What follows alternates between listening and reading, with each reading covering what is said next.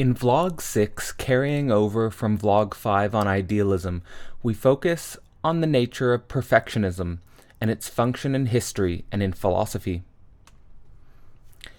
The status of perfection holds a very special place in the history of philosophy. Specifically starting with Plato, the idea of perfection holds the place of the highest or the truest reality. This idea is also important in structuring some of the most influential and most dominant religions in Western history, specifically Christianity and Islam. In Christianity and Islam, the idea of perfection as the highest or the truest being becomes embodied in a perfect being who is all-knowing, all-wise, all-powerful, and omnipresent. However, it's not just in the highest thought traditions of philosophy and religion where the idea of perfection holds a special status. It also holds a status within our general experience.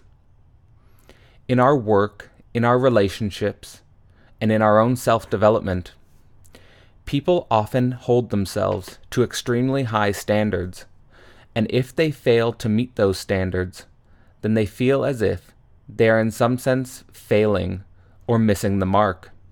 This is a type of internal desire for perfect action. However, it's clear that we live in an imperfect world.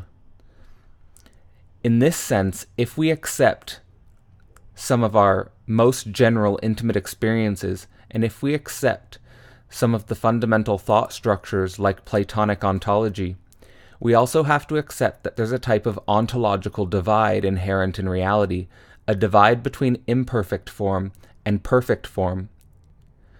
The nature of this ontological divide was perhaps best communicated by Plato's cave allegory.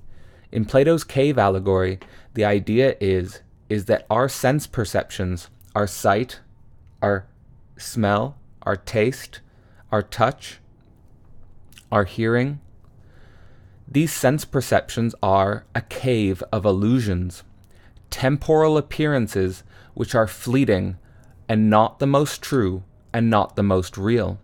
What's the most true and the most real is the idea of perfection. It's the suprasensible.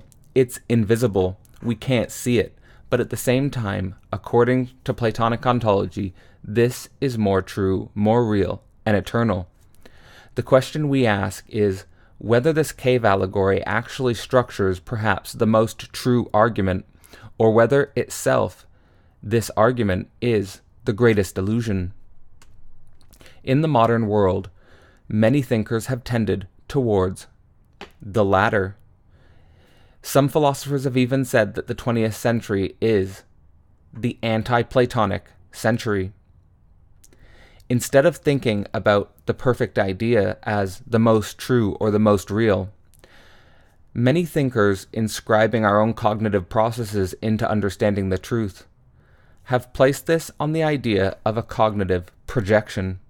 Instead of the most true being perfect forms of a eternal substance, instead this is placed on the idea of an image or an illusion simply projected there by our cognition.